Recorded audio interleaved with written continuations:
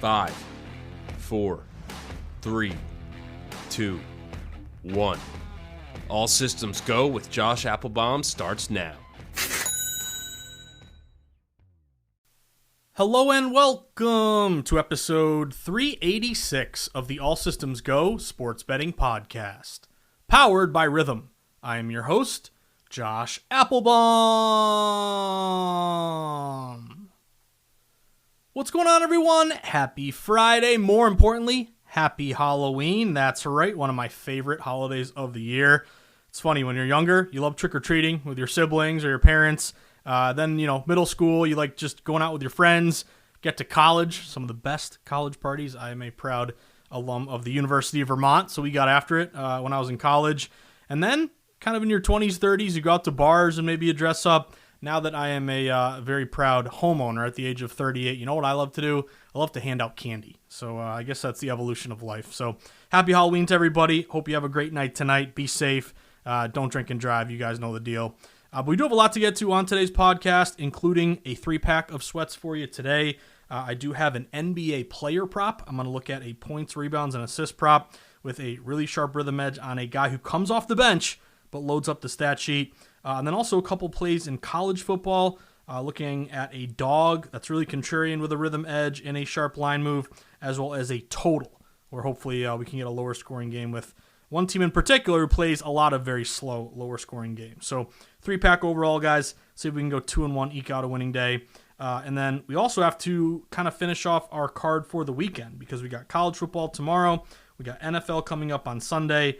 I got 3 dogs in college football. I got 3 favorites in the NFL. So we'll update these numbers and hopefully have a winning weekend. Now, looking back to our last night, guys, hallelujah. We actually won a bet. Can you believe it? It's been an absolute disaster here recently with losses piling up. But finally tasted what a winning bet tastes like, which was nice. Did get the Tua over 215.5 passing yards. Remember, Rhythm had around 261. I think he landed right around there, so almost spot on. So did get the Tua hit there to the over, which was nice. But again, flickers of light here deep in the tunnel. Try to take some baby steps here with that Tua win because it was still 1-2 minus 1.17 unit night. The Dolphins, absolutely just pathetic, disgusting. And again, these sharp dogs, I can't tell you how many times over the years, guys, you get a primetime game, public's on the favorite, line doesn't move, that dog getting 7.5, that's a winning bet historically, but just not happening this year. So a tough one last night. And I'm going to point to the referees because here I am continuing to be frustrated with the results. But how about that 15-yard penalty when Ollie Gordon literally falls down, slips on the grass, and Tua completes a deep pass to Jalen Waddle. It was 14-3 at the time, but they could go in and score, make it 14-10. Instead, these idiot referees call a 15-yard penalty for a leg clip, which, again, was not at all. And even this is when things aren't going your way. The refs make this terrible call. They go to the sky judge, and the sky ref says, yeah, that definitely was not a penalty, terrible call. Okay, well, can you reverse the call? But anyway, fumbling the ball left and right. Tua, again, give him credit for getting that over passing yardage, but man, that was a tough one there with the points that didn't come through. And then also, still stuck in the mud here, the Orlando-Charlotte over 239.5. I thought we were on our way to a winner there. At the end of the first half, guys, 129 points scored. Guess how many points they scored in the second half? 101. So it went ice cold to come up short with that total. So, again, flickers of light, baby steps. You cash a ticket with Tua. Hopefully we're grinding our way back to, again, you can't go from 0 to 100, but you can mitigate your losses. You can get back maybe to even, and then we can hopefully get back to in the green. And I will say, if you have been frustrated, as I have been with the results, here's a little glimmer of hope as well. Do you guys know what comes back on Monday? College basketball. So college hoops, one of our better sports here on the pod. Get ready to fire up your Ken Palm membership, and we'll be betting college hoops. So again, if football continues to be a disaster, that's another sport that hopefully we can take advantage of and claw some units back. So something to get excited about for Monday. Now, looking toward tonight, 3-pack overall, and then our plays here for the weekend. I want to start off with some college football games for tonight. So there's 3 games overall. First one that caught my eye, let's talk Memphis and Rice. This is your 7 o'clock game here tonight. Memphis comes in 7-1, ranked 25th in the country. Just beat South Florida 34-31. Big upset win as a 3.5-point home dog. Meanwhile, Rice, 4-4 on the year. Just beat Connecticut, though, 37-34 in double overtime. They won that game as a 10-point home dog. So nice to see Rice get that winner. Now, what have we seen across the market? Well, Memphis opened as a 14.5-point road favorite. And public says, we're not worried. Big number, but Memphis is ranked 7-1. Rice 4-4. They've struggled this year. So you're getting 62% of spread bets at DraftKings laying it with Memphis. But Memphis isn't up to -15, -16. They're down 14.5 to 14, and some shops even down to 13.5. So why is this line dropping toward Rice if a clear majority of tickets are laying it with Memphis? Tells me we got some sharp reverse line movement and a nationally televised game. This is an ESPN2 game, I believe. But Rice has that bet against the public value, getting less than 40% of the tickets. They are getting, however, half the money, so a low bets, higher dollar split. Some system matches here, unranked dog versus ranked opponent. Those teams are 62-52 against the spread, 54%, 4% ROI this year. They're 170-143 against the spread, 54%, 4% ROI since 2024. So been pretty consistent unranked dog versus ranked opponent this year and last year. The Owls of Rice, they also have some betting system value as a conference dog.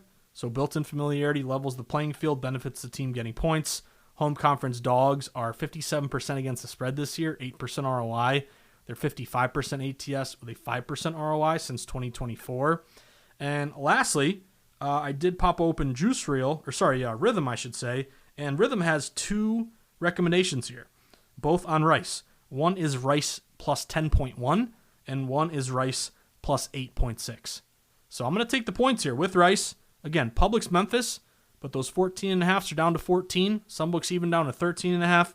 We got Rhythm saying it should be around a 9 or 10 point game. Maybe Memphis wins by 7. Who knows? Maybe Rice keeps this thing close. But I took Rice plus 14, first bet here of the night. Now, next game I'm looking at, UNC and Syracuse. I get a chance to watch Bill Belichick, my old buddy, once again. Because I loved you when things were going well, and ever since Tom Brady left, you've been a complete disaster. But let's set the stage here. UNC, 2-5 on the year. Actually played better. They covered against Cal, and they just lost to Virginia 17-16 in overtime. Did cover, though, as an 11.5-point home dog, and they went for 2, which would have won the game, and the guy got stopped right at the 1-yard line. So really tough one there for Belichick. On the other hand, Cuse, 3-5, just got beat up by Georgia Tech 41-16, didn't cover as a 17-point road dog. So what have we seen across the market here? Well, it looks like this line move is going toward Cuse. Cuse opened around a pick, -1.5. They're up to -2, -2.5. Circa only 40% bets, 49% dollars. The splits actually at DraftKings look better on North Carolina. Contrarian low bets, higher dollars. So the market's telling me Cuse, but then Rhythm is telling me take the 2.5 with North Carolina. So I don't want to touch that either way. Again, conflicting angles there. Like the Memphis-Rice game, markets toward Rice. Rice is a Rhythm edge. Cuse and UNC, Rhythm says take UNC, market says take Cuse. So what I'm going to do is focus on the total here. And this was a pretty clear underplay for me. I took the under 45.5. Now, it opened as high as 47.5. And we've seen it get down to 45.5, and all the 45.5s out there are even juiced up -115 to the under. So it doesn't look like it's going to get back up to 46. If anything, looks like 45.5 might be your best number. DK, the under is only getting 38% bets, but 54% dollars. And UNC is one of the slowest teams in college football. They are averaging 62 plays per game. That ranks 126th out of 136 teams. So again, you're slow, you run the clock, you run the ball. That's good for an under.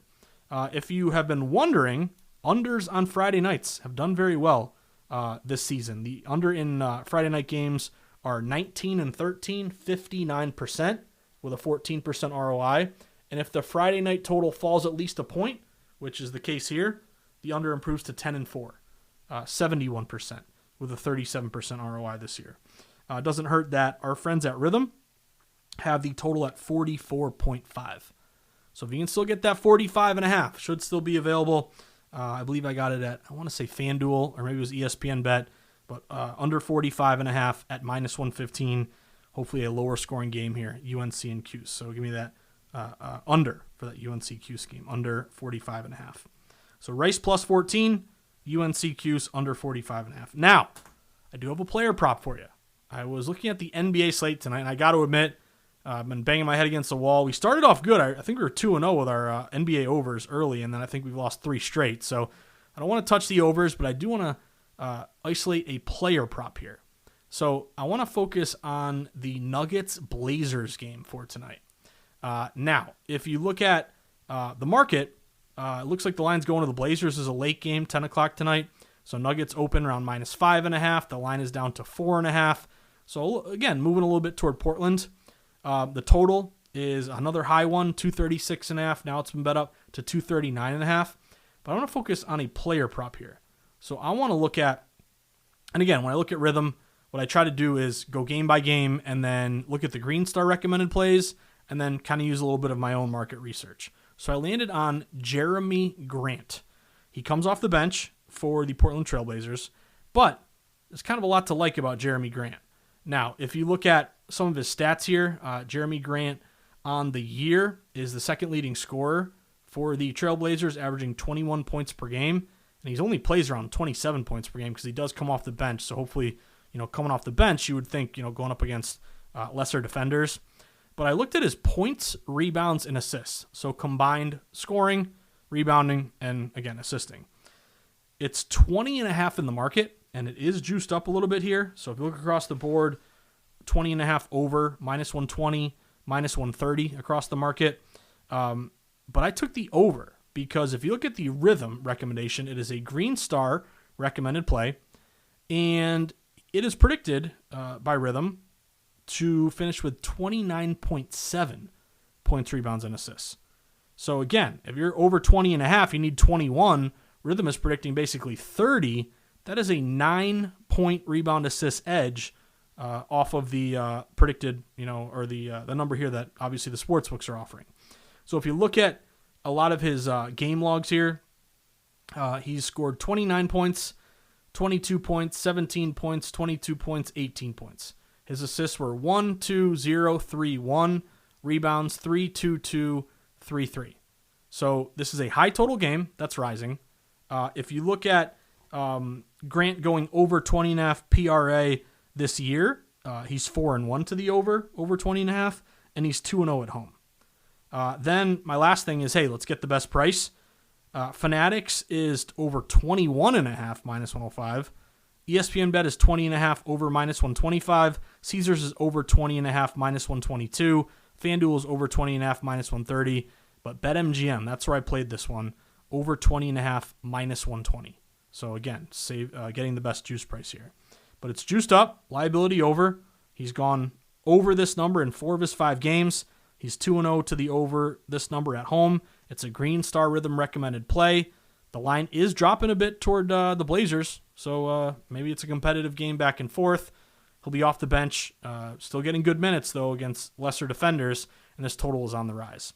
So I took a shot on Jeremy Grant of the Blazers, over 20.5 points, rebounds, and assists. And again, Rhythm with a Green Star recommended play is projecting 29.7. So about a 9-point edge, points, rebounds, assists edge. But give me Jeremy Grant over 20.5. Now, looking toward the weekend, let's run through some of our plays that we have in pocket here. This is one that I took a shot on and didn't look great because I was thinking, Arch Manning may not play. I don't know the updated number or the updated status of Arch Manning, but I did take Vandy plus 2 at the time. Vandy was trending down to 1.5, and I thought 2 would be a good number because, hey, if Arch Manning's out, that 1.5 might get down to a pick'em or even go to Vandy minus 1. Well, again, I don't know the status of Arch Manning, but this line did go back up to Texas minus 3. What I do have some confidence in still with Vandy is, number one, if you haven't played it yet, you can get the key number of 3. But the rhythm prediction here is Vandy plus 1.3 and Vandy plus 0.8. So it is your most heavily bet game. The line's kind of gone back and forth. SEC conference dogs have done well this year. And even historically, they are 57% against the spread since the start of last year. Vandy would match a short road dog getting 4 or less. So again, I got a bad +2 with Vandy. If you want to play it, you can now get a 3, but you may not want to wait too long because it looks like it may get back down to 2.5. But maybe some consolation here. Rhythm still got about a 1-point game. So I did play Vandy. Again, bad +2 for me. You want to play it, you can take the 3 now if you're interested. Oklahoma and Tennessee. This one is definitely a gross one because it seems like it's an obvious Tennessee play. Oklahoma lost outright. Don't remind me against Ole Miss. But if you look at kind of what the betting market is thinking, they think this Tennessee line is way too short because Tennessee is getting 79% of spread bets, but the Vols opened -3.5 and they're down to 3. So why is this line dropping toward Oklahoma if everyone is playing Tennessee? That would match with a SEC conference dog system play, short road dog getting 4 or less. Rhythm has Oklahoma +2 and +2.3. I did jump on Oklahoma +3.5 earlier this week at -120, so you might be able to shop around and find the hook, although a lot of these books are 3 juiced toward Oklahoma, looking like it'll get down to 2.5, but still going to ride the Sooners here. Again, I got a 3.5. You can still get a 3, but Rhythm has around a 2-point game with a good sharp line moving toward the Sooners, even though public's on Tennessee. And then K-State. K-State is at home against Texas Tech, and everybody and their mother is on Texas Tech, ranked team. Obviously looking pretty good this year. A little bit of a disappointment for the K-State Wildcats. But if you look at Texas Tech ranked 13th overall, they're getting nearly 70% of spread bets at DraftKings. But they pretty much were sitting -7, -7.5, and all those 7.5s are getting scooped up, and it's getting down to 7. So that tells me that hook 7.5 is, again, kind of the sharp wise guy play here. If you look at Circa, K-State's only getting 40% of bets, but 90% of the money. And also, K-State would be a unranked dog versus ranked opponent, home conference dog. And we have Rhythm with 2 recommendations on K-State. One is +6, one is +5.8. So around a 6-point game, you can get 7.5 against the public. I took a shot here on the Wildcats. Lose by 7 or less, or win the game and make everyone happy. I'm on K-State +7.5. Got to get the hook there. Now, over to the NFL. Even when you got a sharp dog, these dogs are getting taken to the woodshed, getting blasted like Old Yeller. So I played 3 favorites here. But what I like about these favorites is they have sharp line moves, and they're not that public, which is a good thing. Because still, even though the public's killing it, I don't want to be on a favorite getting 80% of bets. That kind of goes against everything that I've come to learn about sports over the years. But the first bet for me is the Bears money line. Bears are on the road at the Bengals. It looks like Flacco will play. There was a question whether he would or would not. But this line has really moved toward Chicago. Chicago opened around a pick'em. Chicago's now been bet up to -2.5, -3. Bears are only getting 54% of spread bets, but 78% of spread dollars. So again, undecided public, but money on the Bears. Favorites off a loss this year are covering 67% of the time. But what I like about this money line, which you can shop around and get around a -150 at this point, is the fact that when both teams are coming off a loss, take the favorite. That is a 17-5 straight up system, 77% this year. And you have non-conference faves straight up. Again, lack of familiarity benefiting the quote-unquote favorite or better team, 69% this year. And then also, again, Bengals defense got shredded by the Jets. Flacco, again, covered that great number for us against Steelers. I think that was the last primetime dog that covered for us. But I like Chicago in this spot, which you are with this favorite trend. You're just not that public, and you got the line move. So I did play Bears money line around -150. Next one, Denver and Houston. This is a really gross one, but it's right up my alley because everyone's playing Denver, 74% of spread bets, but the line has moved toward Houston. A lot of these books open Denver pick'em or Denver -1.5, and now we flip to Houston -1.5. So dog to fave line move, even though Houston is only getting 20% of bets, 25%, they have flipped dog to fave. We do have both off a win take the favorite. That's a 73% straight up system since 2022, and favorites straight up this year, just in general, are 53 and 21, 72%, 3% ROI. So again, it looks gross, but Pat Surtain is hurt. Houston's got the number 1 scoring defense. They might get a couple of their wide receivers back. I think they've won 3 of 4. I played Houston with a sharp dog to fave line move on the money line at minus 125. Then the big one, the granddaddy of them all, Kansas City Chiefs, Buffalo Bills. 425, your late window game. I would argue it should have been your Sunday night game. But I'm going to go Chiefs to win the game on the money line. Now, what I like about the Chiefs, number one, this line has moved in their favor. This was basically a Chiefs -1 opener. Chiefs are now up to -1.5. Some shops even up to -2. Public is split and doesn't know where to go. It's a 50-50 ticket count. But on the money line, Chiefs only getting 40% of bets, but 60% of dollars. So again, I guess the theme of the week is money lining short favorites. At Circa, only 50% of spread bets, but 64% of spread dollars are on the Chiefs. And I do have a Green Star Smart Signal recommended play. So the best of the best from Rhythm telling me to take the Chiefs on the money line. And that is a recommended play here. They have Chiefs -2. So it's not really an edge on the 1.5, but a good Green Star recommended play, Smart Signal on the Chiefs to win the game. So I did money line the Chiefs. I want to say they were like -125. So some lower money lines here. Again, I don't know how many times I can continue to bang my head against the wall and hope these dogs play well and cover because it just ain't happening right now. But we do have some favorites with good sharp line moves and Rhythm recommendations. So I did play Bears, Texans, Chiefs. If we can get 2 of those 3 to win, that will be awesome. So that about does it for episode 386 of the All Systems Go Sports Betting Podcast, powered by Rhythm. This is the part of the pod where we wrap things up, and I always start first by saying thank you. Thank you for listening. Thank you for tuning in. Thank you for grinding while things aren't going our way, because we know it's going to turn. We just got to stick with it. But there's highs and lows. There's ups and downs. This is the bad part of betting. When, again, everything you touch turns to crap. When usually, hey, you can grind out a profit. You just got to keep sticking with it. Keep grinding here, guys. So thank you for listening through the ups and the downs right now. But as always, if you do want to help me grow the pod, please could you give it a 5-star review on Spotify or iTunes. Leave a nice comment under the review section. Click the follow button. Recommend the pod to a friend. That would all be really great.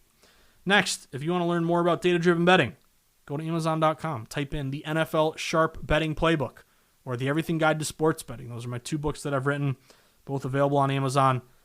You would make my day if you wanted to pick one up, learn more about data-driven betting, support the team, and you can bring them to the sports book. I'll sign them for you. I'll buy you a beer or ginger ale, and we'll sweat some games together. Next, have you downloaded Rhythm and Juice Reel yet? Thank you all who tuned in last night to the Rhythm Rundown. But if you haven't downloaded Rhythm and Juice Reel yet, go do it now. Rhythm's great for their AI-backed models and predictions for game bets and player props. You can have college hoops coming back on Monday, which is great.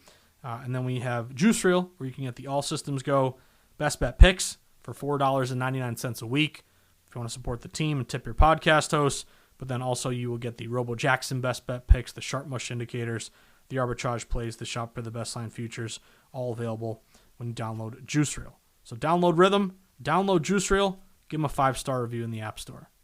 Next, do you have a live odds page? If you don't have one, you need one. And maybe you have one, but it's really expensive. Or maybe you have one and it's quote-unquote live, but it's really delayed and it's way behind. It doesn't update in real time, and you have no clue, where they're getting the lines from. Well, I would recommend going to oddslogic.com/Josh123. Test out OddsLogic for 7 days, 7-day free trial. Get 50% off your first month of service. It's the best live odds page around, and it's going to, again, allow you to track the market, identify steam, shop for the best price. I use it every day, and it is a great piece of information. So again, 7-day free trial, 50% off your first month, but you got to go to oddslogic.com/Josh123.